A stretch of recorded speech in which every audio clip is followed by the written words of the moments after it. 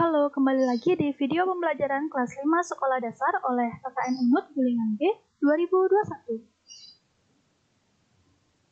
Hari ini kita akan belajar mengenai tema 2, subtema 2, pembelajaran 3. Pada hari Minggu, warga di daerah tempat tinggal Edo mengadakan kerja bakti. Mereka membersihkan sampah-sampah yang menumpuk. Selama ini, bau busuk dari tumpukan sampah telah mencemari udara di lingkungan tempat tinggal itu. Warga harus menutup hidung saat melewati tumpukan sampah yang membusuk itu. Sebelum melakukan kerja bakti, seminggu sebelumnya warga bermusyawarah untuk mencari pemecahan dari masalah sampah. Selain menggunung dan berbau busuk, kadang-kadang tempat sampah itu terlihat berantakan, karena ada beberapa orang yang berusaha mencari botol-botol bekas untuk didaur ulang. Akibatnya, pemandangan dan udara di lingkungan sekitar tempat sampah jadi kotor dan bau. Setelah bermusyawarah, warga mendapat sebuah penyelesaian. Warga akan menyiapkan dua macam tempat sampah. Satu tempat sampah untuk menampung sampah-sampah yang dapat didaur ulang seperti kertas dan botol-botol bekas. Tempat sampah lainnya digunakan untuk menampung sampah-sampah yang dapat membusuk, misalnya dedaunan dan sisa-sisa sayur. Selanjutnya, sampah-sampah yang dapat membusuk itu akan diolah menjadi pupuk kompos yang dapat digunakan untuk warga memupuk tanaman. Dalam kegiatan musyawarah dan kerja bakti itu, seluruh warga ikut berperan serta. Keikutsertaan warga dalam musyawarah dan kerja bakti merupakan salah satu bentuk tanggung jawab warga dalam menjaga kebersihan lingkungan. Hak, kewajiban, dan tanggung jawab. Hak, kewajiban, dan tanggung jawab merupakan tiga hal yang berbeda, tetapi saling berkaitan erat satu sama lain dan tidak bisa dipisahkan. Hak dan kewajiban bersifat kodrati, yakni melekat bersama kelahiran manusia. Hak dan kewajiban tersebut harus dilaksanakan secara bertanggung jawab oleh pihak yang bersangkutan. Orang yang tidak melaksanakan hak dan kewajibannya dapat dikatakan sebagai orang yang tidak bertanggung jawab. Perbedaan hak, kewajiban, dan tanggung jawab. Hak sebagai warga masyarakat, hak berarti sesuatu yang mutlak menjadi milik seseorang dan penggunaannya tergantung kepada orang yang bersangkutan. Jadi, hak warga masyarakat adalah sesuatu yang mutlak menjadi milik seseorang yang berkedudukan sebagai warga masyarakat. Bentuk hak warga masyarakat sebagai berikut. A. Mendapatkan perlindungan hukum. B. Mendapatkan pekerjaan dan kehidupan yang layak. C. Menikmati lingkungan bersih. D. Hidup tenang dan damai. E. Bebas memilih, memeluk, dan menjalankan agama. F. Berpendapat dan berorganisasi. Dan yang terakhir, G. Mengembangkan kebudayaan daerah. Kewajiban sebagai warga masyarakat. Kewajiban berarti sesuatu yang harus dilakukan dengan penuh rasa tanggung jawab. Jadi, kewajiban warga masyarakat adalah sesuatu yang harus dilakukan seseorang sebagai warga masyarakat dengan penuh tanggung jawab. Bentuk kewajiban warga masyarakat sebagai berikut. A. Mematuhi aturan atau norma yang berlaku dalam masyarakat. B. Menjaga ketenangan dan ketertiban lingkungan masyarakat. C. Mengikuti kegiatan yang ada di lingkungan RT, RW, atau desa setempat. Misalnya, kegiatan kerja bakti, gotong royong, dan musyawarah warga masyarakat setempat. D. Menghormati tetangga di lingkungan tempat tinggal. E. Membantu tetangga yang terkena musibah. Dan F. Menjaga kebersihan lingkungan tempat tinggal. Jenis usaha ekonomi yang dikelola sendiri ataupun kelompok. 1. Jenis usaha ekonomi usaha yang dikelola sendiri. Jenis usaha ekonomi usaha yang dikelola sendiri disebut usaha perorangan. Usaha ekonomi ini memiliki modal terbatas dan biasanya dikelola secara sederhana. 2. Usaha ekonomi yang dikelola kelompok. Usaha ekonomi yang dikelola kelompok, usaha ekonomi ini dikelola secara bersama, baik modal, pengelolaan, maupun keuntungan. Contoh usaha ekonomi perorangan sebagai berikut. A. Usaha pertanian, sebagian besar usaha pertanian dikelola secara perorangan.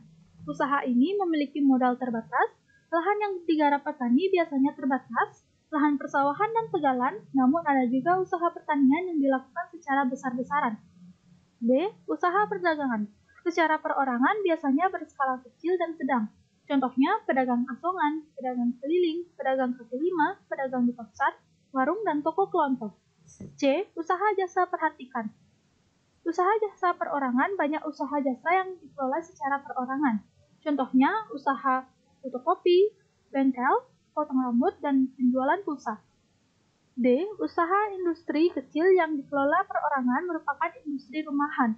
Contohnya usaha kerajinan tangan berupa pembuatan keramik, souvenir, tembikar, anyaman, dan mebel. Bentuk usaha ekonomi bersama adalah sebagai berikut. Firma adalah usaha ekonomi bersama yang didirikan oleh sekurangnya dua sekutu. Pendiri firma biasanya orang-orang yang saling kenal satu dengan yang lain. Setiap anggota firma memiliki hak untuk bertindak atas nama firma. Anggota firma juga bertanggung jawab secara penuh atas risiko kerugian firma.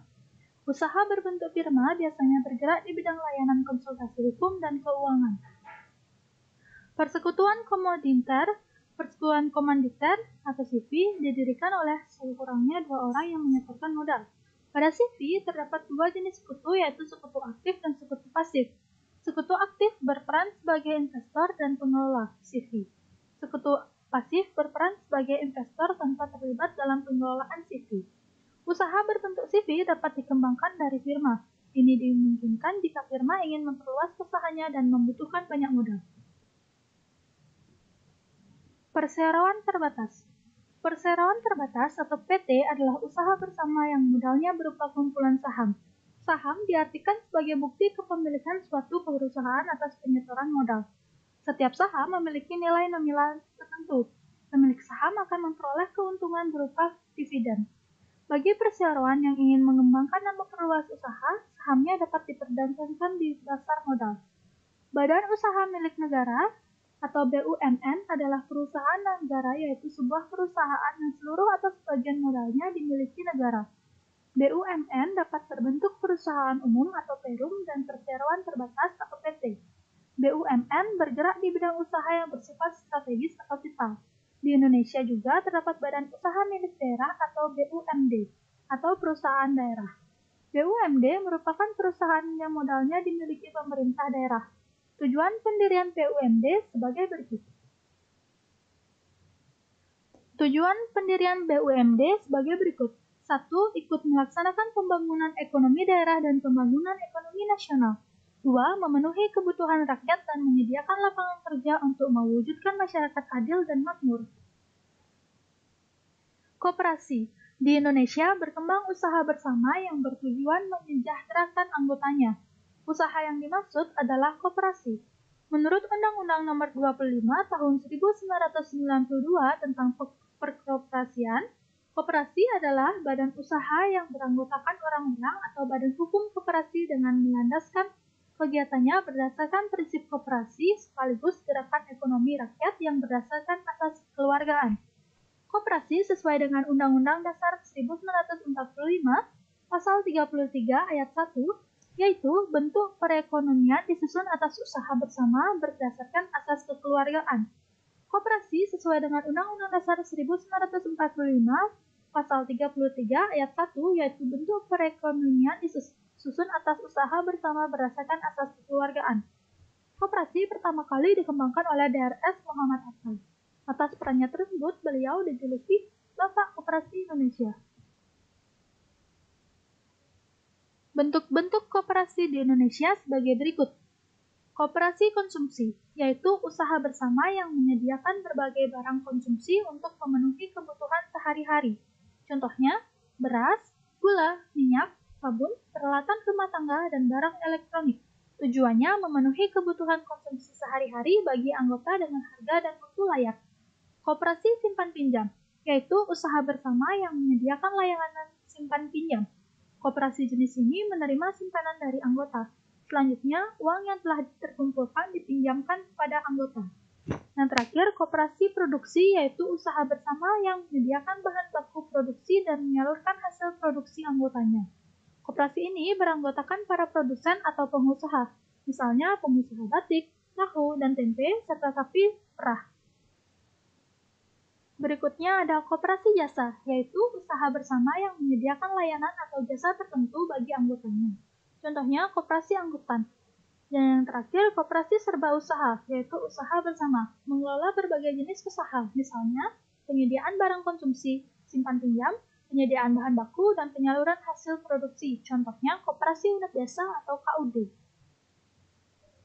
Baik, sekian materi hari ini. Terima kasih sudah menyimak dengan baik. Sampai jumpa di materi berikutnya.